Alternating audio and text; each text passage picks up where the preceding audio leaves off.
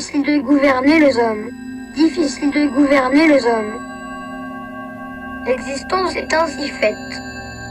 Difficile de gouverner les hommes. La puissance et l'éternité seront-elles égales au néant? Ne seront-elles plus des attributs parfaits? Quoi? Parce que la vie et la mort sont en nous des états de nécessité, n'est-ce plus qu'une même chose, indifférente aux humains? Il faut commencer les choses sans éclat et doucement. Commencer doucement, c'est le mécanisme qui est notre trésor. Chacun de nous, satisfait de donner son attention à ce qui concerne l'essentiel de la réalité, se laisse aller pour tout le reste à l'automatisme facile des habitudes contractées. Nous prêtons un perroquet des pensées et des sentiments. Nous nous figurons qu'il nous aime, qu'il nous craint, qu'il sent nos faveurs, etc. Je rapporte tous nos sentiments à celui de nos perfections et de notre imperfection. Ces deux grands principes nous portent de concert à aimer, estimer, conserver, agrandir et défendre du mal notre frêle existence.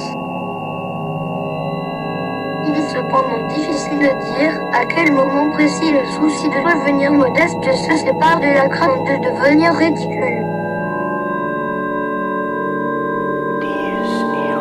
Difficile de gouverner les hommes.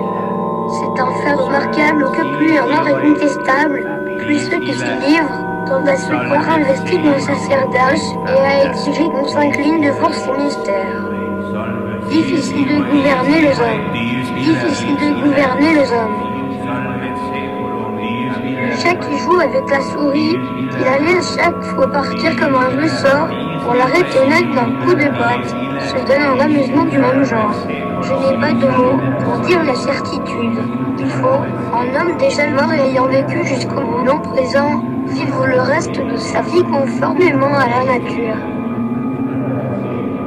Instruisez-moi, ô vous qui enseignez la vérité aux hommes. Que dois-je faire?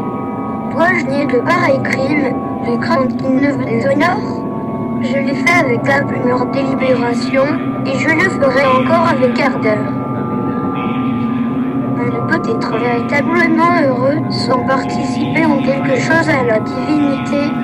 Les gens de bien sont donc en quelque façon des dieux, dont le bonheur et la gloire ne peuvent être altérés ni par la durée du temps, ni par l'effort d'aucune puissance, ni par les attentats de la malignité. L'exigence obéit à des lois, ou plutôt à des habitudes, qui sont à l'imagination ce que la logique est à la pensée.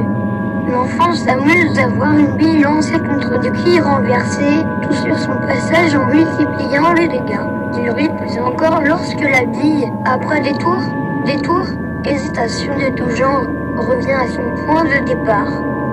Les hommes ne sont liés que par des conventions. Il faut bien s'avouer que nous n'aurions pas seulement des défauts de nos semblables, mais aussi, quelquefois, de leur qualité.